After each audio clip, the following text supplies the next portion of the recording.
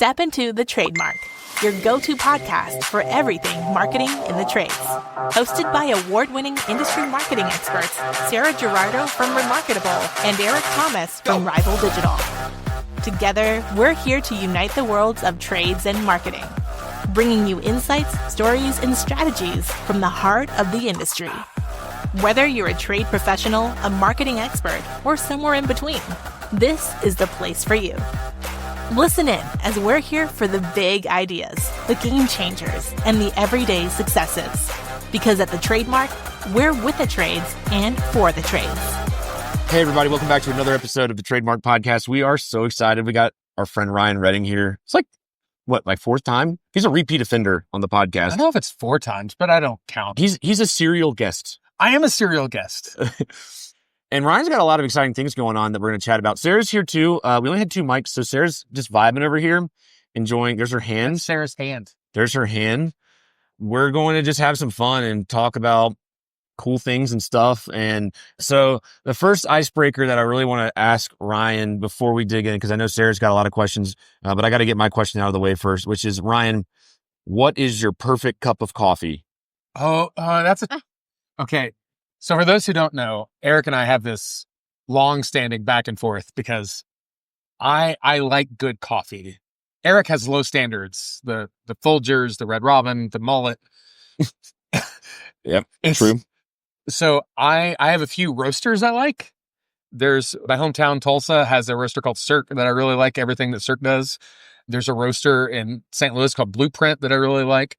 There's one in Northwest Arkansas called Onyx that makes some good stuff. Mm. So I tend to like roasters that have a certain philosophy. Okay. Right now, I either go back and forth between an Ethiopian bean or a Sumatra. Okay. Ethiopian to me is very, very, it's almost like a tea. Okay. It's like a tea-like coffee. And Sumatra's got a spice, this peppery, earthy sort of thing. Interesting. Going in the winter, Sumatra is my jam. I love that. It always fascinates me when people pick up those flavor profiles on something such as a cup of coffee, because to me, I just it tastes like coffee. Can I tell you how I got into this? Yes. Because it's the most random thing. I during as young as college, I was a college kid who did not like coffee, right? And I went to a friend of mine's house who's Chilean, and he invited me to his house for dinner. And in Chilean culture, when they offer you something, it's considered rude to turn it down. Yeah. Right. So we're having a meal, dinner is finished, and there's a cup in front of me, and he pours this coffee, and it's dude, this stuff is thick. It's gluck, gluck, oh gluck. Gosh. And I'm I don't want this, but I don't want to cause offense. Yeah. So I stomach this stuff down, and it had the consistency of pine tar. Oh gosh. It was just a really viscous drink. And I finished it, set it down, just proud of myself that I got this cup knocked out. The second my cup hits the table, they're topping it off. Oh no. They went through 4 cups. Oh no. 4 cups. And I was wired. I don't think I slept for 60 hours. But since then, I've really liked coffee. And it became this whole thing about what makes a cup of coffee better than another? Why do I like something from Cirque versus I don't like something from Village Inn or IHOP? Yeah. And so I kind of got in this rabbit hole of how the beans are grown and how they actually dry them and what's the roasting process. You kind of get into all this stuff so that I don't want to waste my time drinking. Can we cuss on here? Absolutely. I don't want to drink shitty coffee. I'm drinking a beer, so, and again, you're drinking. I'm drinking a man drink. Yeah, a man drink. That's okay. That's true. Wow. Okay, you drink your Corona. Oh gosh. But no, it's hair of the dog. It's a thing, dude. Yeah. Yeah. So coffee is one of my things that I really like a good cup of coffee. Have you ever thought about opening up your own coffee shop? No. No, I know the margins on those suck. Terrible. Now, if you roast your coffee and sell it as a shop, your margins make sense. Okay. If you roast the green bean and then actually brew it to sell, that's a business that can work. But if you're just taking already roasted coffee and then brewing it. Also, don't they have really big pest control problems? So Sarah, if you can't hear her, she's asking about pest control problems. Sometimes, yes. Not that there's not solutions for that, but it's its own industry. Like any industry, there's upsides and downsides. Yeah, rats love coffee. Rats love coffee. Sarah does not know a lot about coffee. So Breaking news, everyone. Ryan Redding is a rat. Oh my gosh. so I went for a job interview at a coffee place, like a coffee distribution in Oakland, and they were like, FYI, we have a lot of rats because they love coffee. And I was like, Okay, but you skipped over the part where it was in Oakland. Oakland is the operative part of that particular equation, not the coffee. Yeah, that's true. okay, true. Like if you're in the East Bay, I'm sorry. But I'm not. it's It is. I'm sorry. Oh, wait. I'm sorry. I can't be mean on here. Someone left us a 1-star review one time because we said something about Kansas. So. Oh, we can talk about Kansas. I'm from Oakland.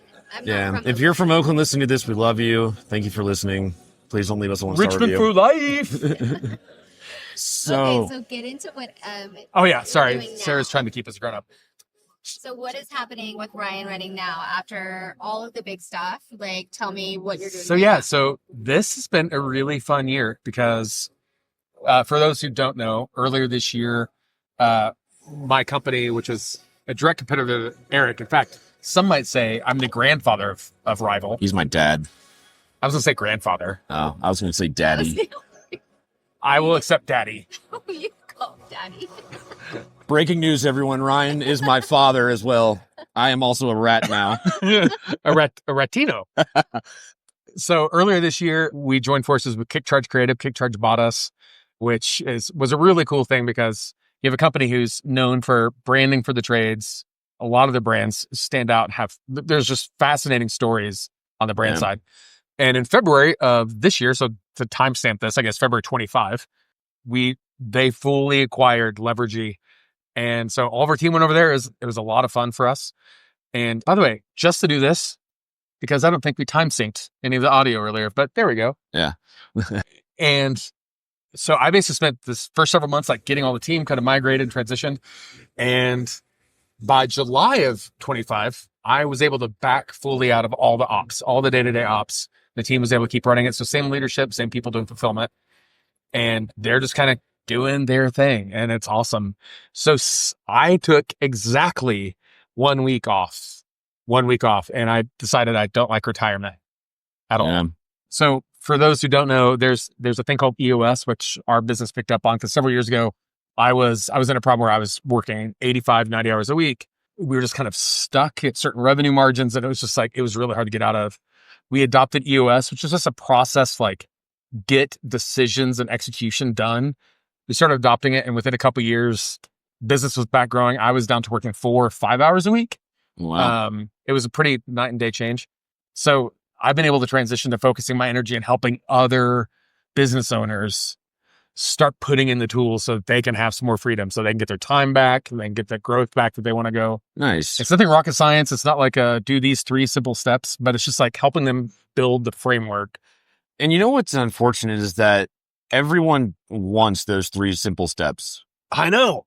Dude, I do too. Like, how do you go about when you're working with your clients or working with business owners like that? Like, how do you get them out of the mindset that like, this takes real work. It is not 3 simple steps. And here's how we're going to do it. And then get them to buy into it. So for me, the idea is everyone wants the easy pill, but the easy pill will fall on your face. The example I think is during COVID.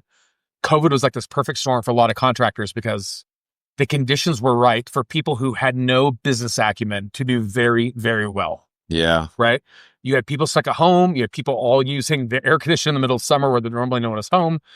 Like people needed to spend money. So these shops are having really effective summers, not because they ran better teams or had better visions or had better plans, just because they were around. And so they benefited from the success. But when the market started coming down, everyone who benefited from that started struggling. You started realizing real quick who developed in the leadership team, who developed in the systems processes, and who just like were along for the ride. So the idea is like, if you want an easy button, if you want to cash in, cash out, there are ways to do that and you can luck yourself out. But if you want to build a business that can weather storms, that can actually be sellable and not just like, hey, you've got a job that you kind of walk away from one day, but something that has value that somebody else wants to like leverage and take it up a notch. you have to be able to learn to do those things yourself. Yeah. You have to be able to learn to lead. You have to be able to do things like have goals and hit standards and have accountability. These are things that people don't like thinking about. They're not sexy. But when you learn those skills, it helps you develop the actual muscles that affect a business. It's wild how many people don't have goals. What does EOS stand? Entrepreneur Operating System. And that's the book Traction, Gino Wickman. He created EOS, right? Yep. Yeah. Nice. So like EOS was super helpful for me. The joke is that EOS, that Gino Wickman came down from the Holy Mountains in the early 2000s with like the grail of The what easy is button? now traction. Yeah. Yeah, I'm like, here's how you do a 90-day meeting, and here's how you do all like, and the PE firm that ended up buying EOS, they have famously said they will never evolve what he came down the Holy Mountains with. But what's crazy is there's shortcomings because like since the 2000s, a lot's changed. Yeah. We've learned a lot about how people operate and act, not just like in a theoretical approach, but in an actual real world environment. And so to a certain degree, EOS is fantastic if you have no system, but there are other evolutions that have continued to evolve based on the research that we have. Yeah. Which has been for me really, really helpful. Yeah. So how do you go in and see, I mean, like, what's the first thing that you look for as an opportunity in a business? Like, what do you see? How do you know that a business needs this? So when a company reaches out to me to talk about issues that they're experiencing in a business, it's usually one of three broad categories. Category number one is time. And by that, I mean, everyone starts a business because there's this idea of like they're going to spend their time golfing or on a catamaran in the Caribbean. Like they're like, that's what they want. So they start a business and then they find themselves missing their kids' baseball games, like being stuck on their phone at family dinner. Like they're just like working nonstop. So all this like freedom lifestyle they had doesn't exist. Yeah. And I know people like this. They hate the business they have. Yeah. Like they don't like their own business. They might be making money, but they don't have the time to enjoy it. Yeah. So that's like person number one is like, they don't have the time that they thought they would have when they went into this to begin with. Yeah. The second is like profitability gaps. Like they might have high revenue margins. They might be really busy, but they just find themselves like the profits not where they thought they should be. One of my clients has been, they would get like, not to make this a marketing problem, but they would like get these monthly marketing meetings and like, everything's great because they're talking to the marketing vendor. Everything's great. Everything's great. But they're just noticing their bottom line sinking. Yeah. They don't have a way to actually go like, that's not where we should be. That's not our cadence. That's not, so that's another thing is like just slippage of profits, but no ability to understand why. The other thing is like revenue plateaus. So they might have great margins. You might be 15, 20, 25, 30% profit, but you've never crossed 5 mil, 10 mil, 20 mil in revenue, but you don't know why. Yeah. So they start throwing more crap at the wall. They go to more conferences. They get more books. They get more gurus coming in. So those are usually one of the three categories. Either find the time that they thought they wanted doesn't exist. The profit they are hoping for was slipping, or they're just like stuck against this revenue plateau they can't get through. Those are usually one of the three signs that like a framework like EOS is a really beneficial thing for them to consider. Yeah, I see that. Like at 15 to 20, people get stuck. Yeah. A lot. Yeah. And it's like to push forward, you need more systems and processes in place because otherwise you get busy and nobody wants to be busy. They want to be operating 100%. The systems and processes is a big deal. And nobody likes SOPs, right? Like there's a few like Adi, if you're watching this, I'm sorry. Nobody likes processes. Terrible. Sorry, Al. Yeah. Like seriously. Yeah. But there's also like a people problem. Yeah. Right. So what I learned from personal experience is that for about every time, if you double the size in the business 3 times, about that third time you doubled the business, you've outgrown that first tier of person. Oh, like man, you need a different tier of person that gets you past that. Yeah. This is so good. Right. So even creating space to have the conversations of like the people who got you to where you are, there's nothing wrong about them. They're not bad people. They're not incompetent. Yeah. They're just not the same people who's going to take you to that next stage of growth. Yeah. Even if you had the best SOPs in the world. What got you here won't get you there. 100% what got you here won't get you. Yeah. Yeah, it's so and true. so like, A, that's a hard conversation to have. Yes. B, you can invest in your people. Yeah. That means that you have to train them to create vision beyond the vision that they have. Yeah. It's 100%. 100%. And that is hard It's very unless hard. you find someone that is like a unicorn. And there are people out there. Unicorns exist. But at the same time, you're taking the people that have behaviors that they have learned and maybe Yep. are at an age where they don't want to learn more. Like, how do I? And sometimes that doesn't happen. And I was talking to someone about this last week, is the people oftentimes in that position, they are operating and optimizing a version of the business that existed 2 years ago, not the version of the business that needs to exist in 1 year. And so they're just kind of stuck in a different framework, and it's really difficult for people to transition. Huh. So tools like EOS are scaling up. There's Bloom. There's several tools that provide the framework to not just go, what's the org chart for what we currently have? Like, how do we protect our legacy people? But how do we actually look to where we're going? How do we design that version of the business? And then what are those people? Like, what are those skills that we need? Let's get those. I have a question. I have an answer, maybe. You mentioned the legacy people, and you also mentioned that the people that, that started with you that first time doubling aren't the people you need for the third time doubling. Do you recommend that owners and operators replace them? Yeah. What's that look like? It depends. Yeah. So part of the language is that you say the overall vernacular, like if you use EOS, and you say the right person in the right seat. Yeah. But a lot of people default to like job title. That's not what I mean. I mean, like, what's the expected outcomes they're expected to deliver? Yeah. Okay. Not what do they do?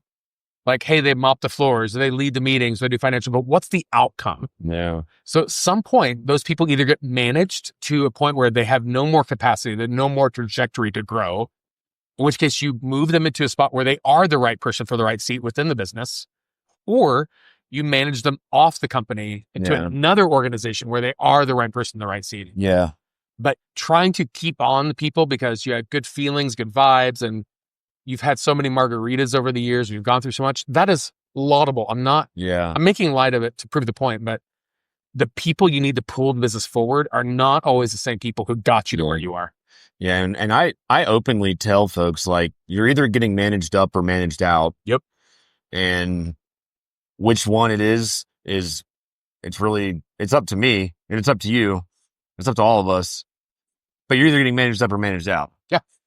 And that's a tough thing. Like, even asking that question, I was like, that sucks, because everyone listening right now knows there's that one person. They thought of them. You thought of that person when I asked that question. Yeah. And Ryan was like, yeah, you do need to get rid of them. You thought of someone, and you know who it is. And sometimes it's you. Yeah. No, that's true. Yeah. 100%. Sometimes it's you. Yeah.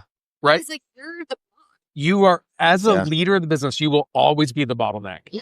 And so I think that's one of the things I've had to learn is there's really 3 types of bottlenecks generally.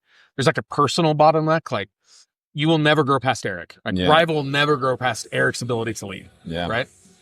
You could have a department bottleneck, like, hey, this entire department will never be able to grow past something for whatever reason. Yeah.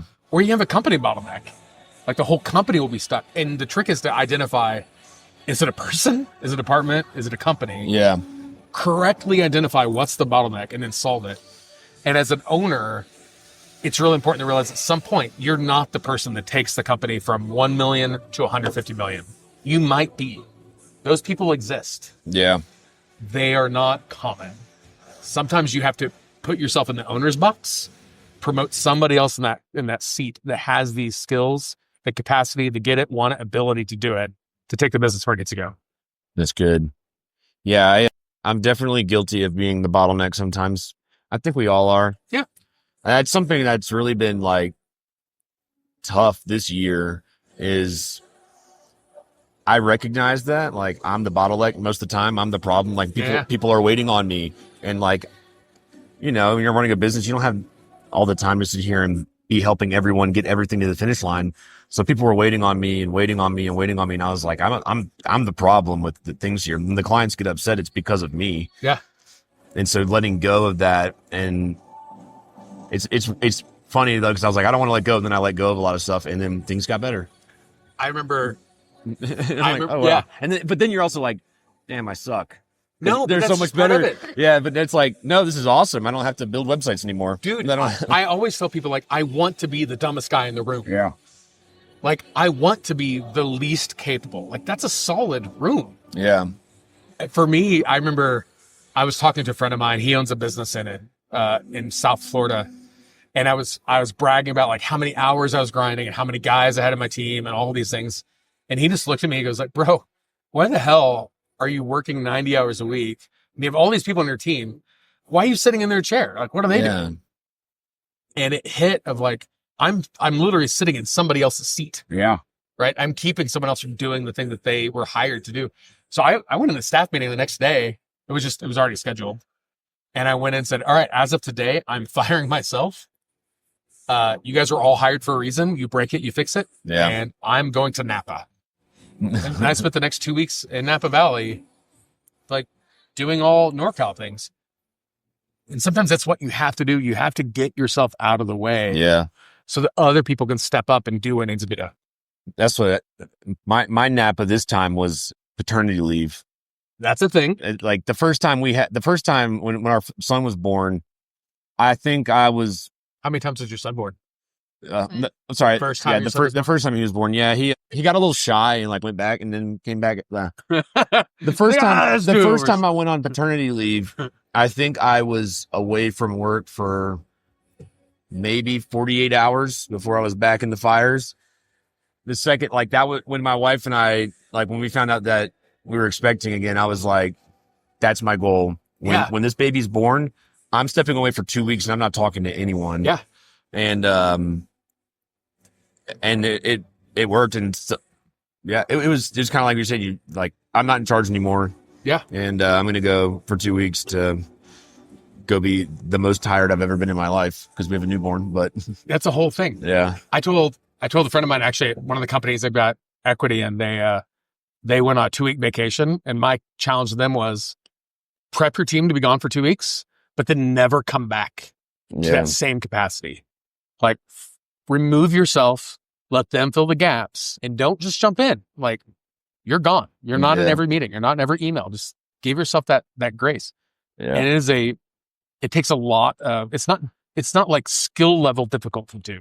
It is discipline difficult to do. It's hard to like control your own instinct to have to touch everything. Yeah. Yeah, I started deleting myself out of all of the meetings. I was like, this is unnecessary for me to be here. You can manage this. This is unnecessary. Yeah. And I had to have these real conversations with myself of time.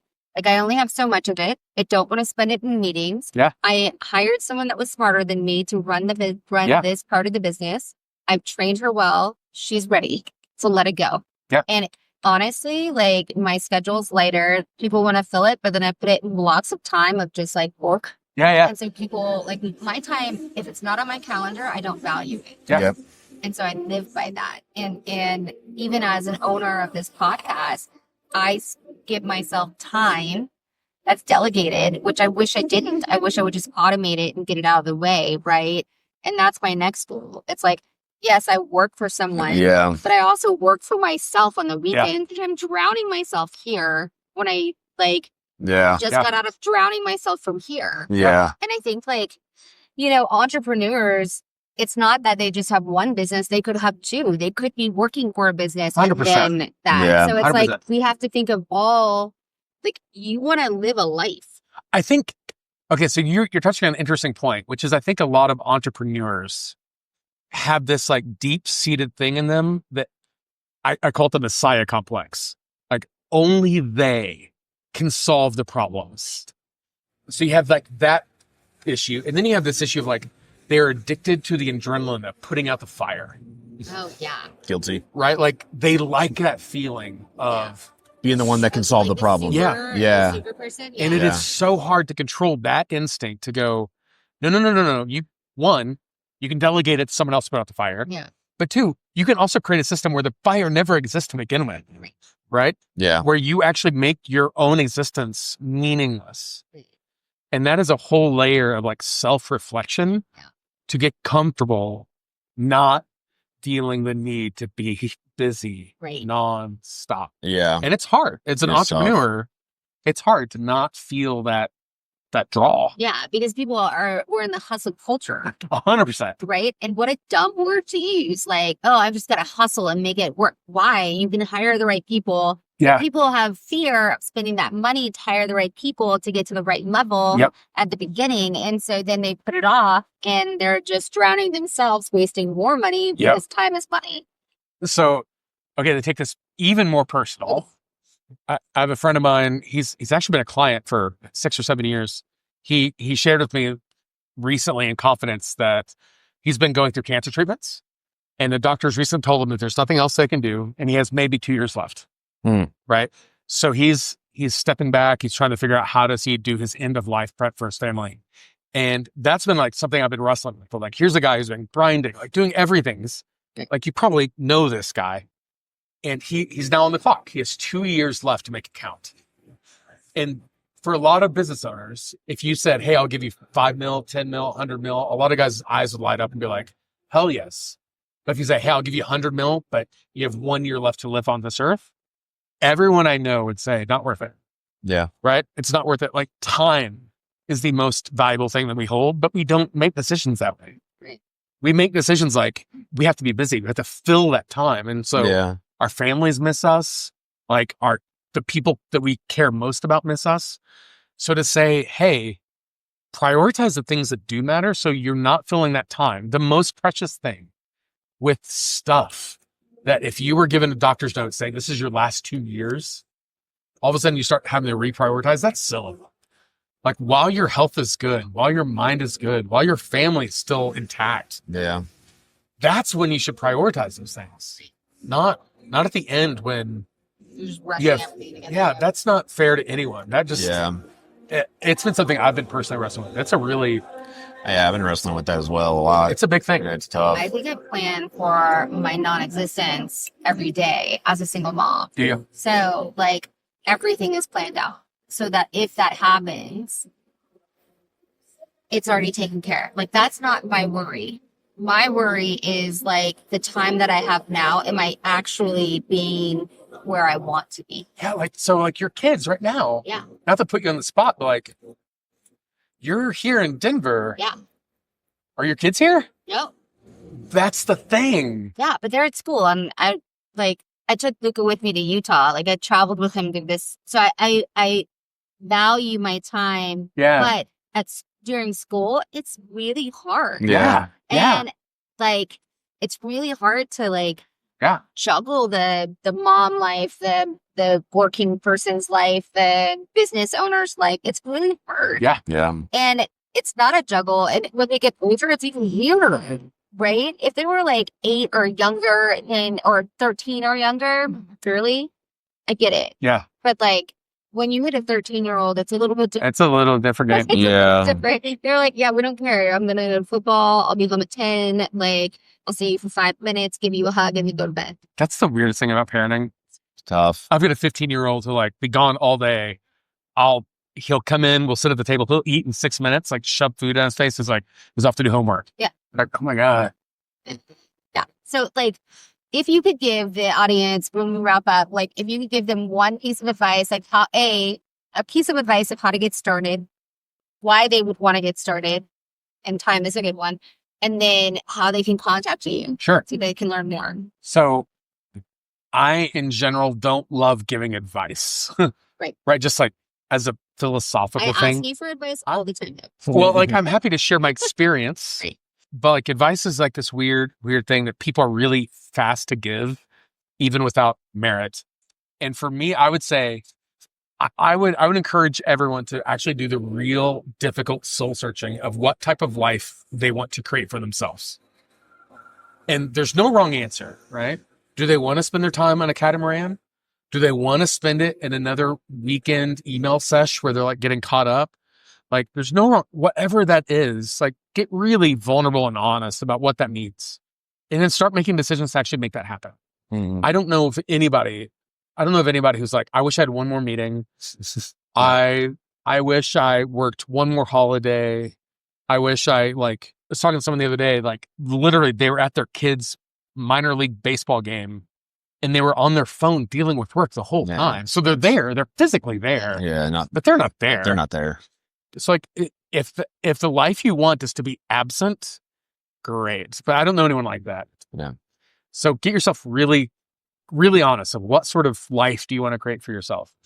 Once you get that really clear answer, start asking yourself, like, what will it take for your current situation to change? Will it take you having a stroke of a loved one or a birth of a baby that pulls you away? Will it take something crisis? I had a client years ago who mentioned a stroke. She had a stroke and the business really struggled until the business stopped to exist because of one medical event that nobody can forecast. Yeah. Like, is that what you want? Or what will it take for something to change? If somebody wants to reach out, I'm happy to like help them think through things. Usually 20, 25, 30 minutes is all it needs. So like get a sense of what's important and where you should go. And the best way to reach me is my website is eightfoldadvantage.com and Eightfold Advantage at all the socials at this point. So TikTok, Insta, YouTube, whatever. And if they just want to like lurk in the background and kind of pick up stuff as we drop out, like, you're welcome to. But business is too hard to do it alone. Yeah. And business is too lonely to feel like you're stuck in a business you hate. Yeah. So That's good. that's good kind of where I stuff. would be. It's awesome. Great Well, stuff. Ryan, Thank you. Ryan, thank you. Thank you for the beer. You're welcome. Thank you for the good conversation. That was your tab. Your tab. It was my tab. Okay. Well, I'd like to thank me. I'd like to thank you too. Cheers to you. Yeah. Cheers. Thank you, Ryan. Thank you all for listening. Please leave us a review. We need some reviews. Please leave us a review. We love you. Except the person in Kansas. Yeah. If you're the person in Kansas that left us that 1-star review, No reviews. I hate you. I'm just kidding. I don't hate you. You can't leak 2 1-star reviews. That's true. Yeah. We'll delete that. The person in Kansas that left that review, you were not invited to my birthday party. Yeah, I went there. That's cold. Yeah. Have a great day, everyone. Thank you. Cheers.